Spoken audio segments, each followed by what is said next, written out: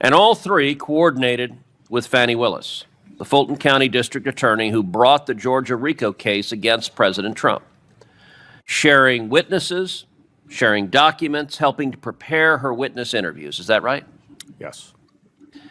And when it was all over, these three men founded a law firm together. Is that right? It appears so.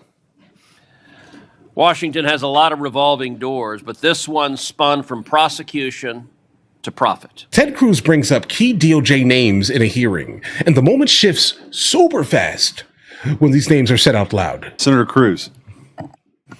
Thank you to the wise chairman. Mr. Chairman, in the last hearing, we proved that Arctic Frost was no rogue operation. It was authorized at the highest level of the Biden Justice Department. And today we're asking the next question. Who coordinated it? Who profited from it? And who paid the price? Professor Epstein, on April 4th, 2022, Attorney General Merrick Garland, Deputy Attorney General Lisa Monaco, and FBI Director Christopher Wray personally signed off on opening Arctic Frost. Their signatures on a document authorizing a federal investigation into virtually the entirety of the opposing political party. Are you familiar with that? Yes, Senator. The operatives in Watergate hid their names. Sure did. They were embarrassed to be part of weaponizing government. Here, the top leadership of the Department of Justice flaunted their abuse of power. Mr. Epstein, when power at the top gives permission, allies below move quickly. That's how Washington works, isn't it? I think so, Senator, yes.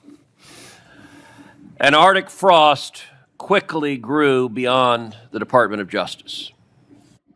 Are you familiar with the names Tim Heaphy, Jack Smith, and Thomas Wyndham? Some of those names, yes. Certainly Jack Smith. Heaphy led the January 6th committee investigation of President Trump. Smith prosecuted him as special counsel, and Wyndham was Smith's senior deputy. Does that sound right? Yes. And all three coordinated with Fani Willis, the Fulton County District Attorney who brought the Georgia RICO case against President Trump, sharing witnesses, sharing documents, helping to prepare her witness interviews. Is that right? Yes. And when it was all over, these three men founded a law firm together. Is that right? It appears so. Washington has a lot of revolving doors, but this one spun from prosecution to profit. But you need not take my word for it. Follow the money. Nathan Wade, Fani Willis's special prosecutor and her romantic partner, billed Georgia taxpayers $20,000 for 6 federal coordination meetings in 2022 alone.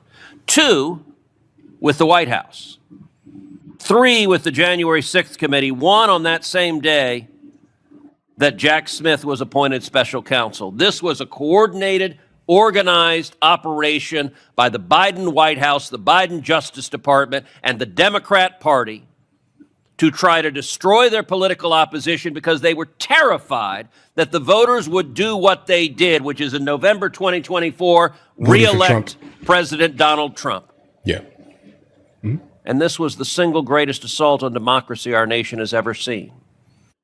Our Democrat friends are not shy about saying they're defending democracy, except when it comes to actually letting people vote. And they're willing to use all political power to stop people from voting.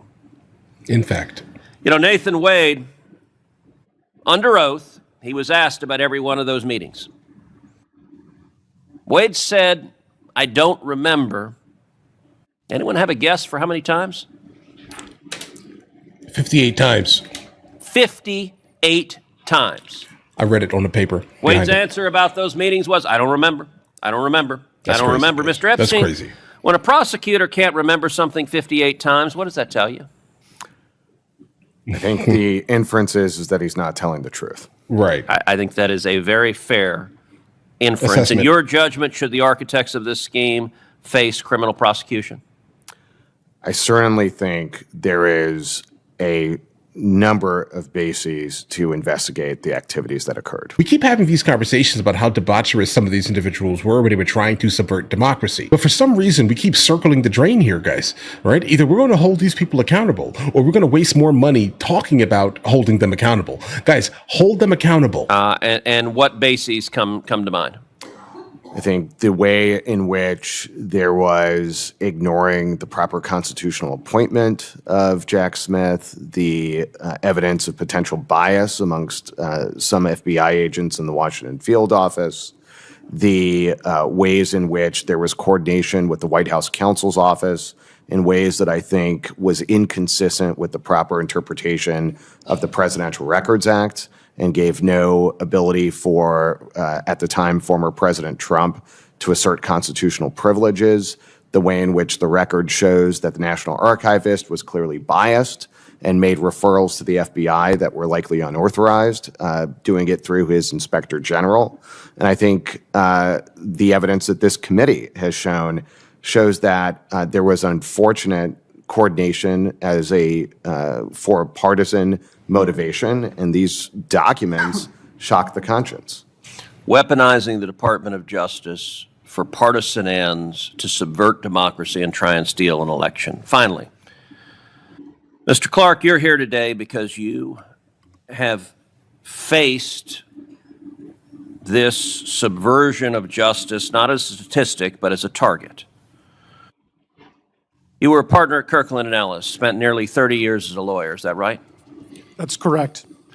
Your role in the events at issue, you drafted a memo raising election concerns. That memo was never sent.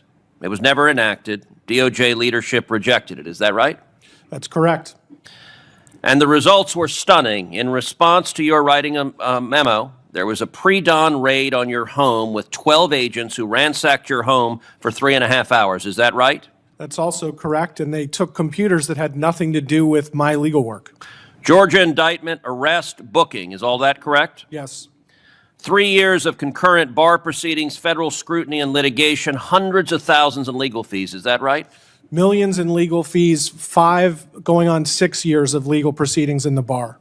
And last July, D.C. recommended your disbarment, your 29-year law license potentially gone for writing a memo in the Department of Justice. Is that right? Yes, for writing a privileged memo that was leaked Wow. by my political opponents. Every Democrat involved in this process should be ashamed of the weaponization and the persecution that is occurring. They're not going to be ashamed of something that they absolutely wholeheartedly believe internally. They are trying to save the world from the big bad outsider named Donald Trump. That's what they're doing here in their heads, right? They're fighting the virtuous and righteous and ethical and moral, fight against the big bad guy known as Donald Trump. Okay, that's it. There's nothing more than that. And because of that, they're willing to basically go to the ends of the earth for the most part, if it basically will end in the absolute destruction of Donald Trump and anyone who basically supports Donald Trump.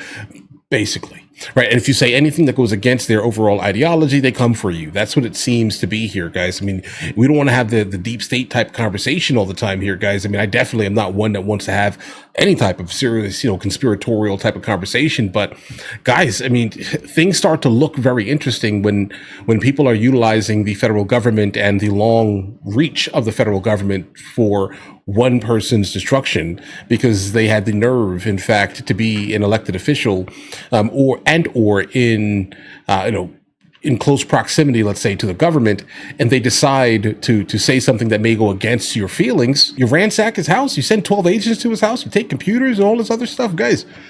Yeah. That's a thing that's occurring here, guys. The idea of activist judges or people that represent activism and they're in positions of power, be it some type of federal police officers, prosecutors, judges, etc., right?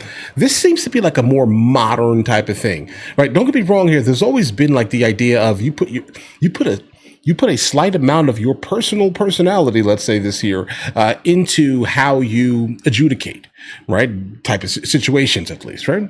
I get that.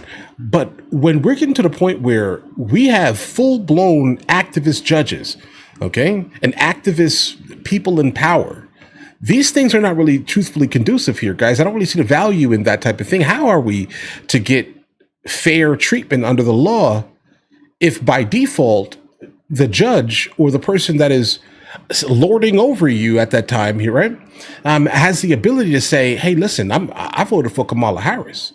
And something about you tells me, right? I don't know, maybe it's your masculine energy. Well, you're too masculine for the Democrat Party. So I don't really enjoy that. So I'm going to go ahead and say whatever you're doing, I'm going to vote against it. I'm going to push against it, regardless of whatever law, anything.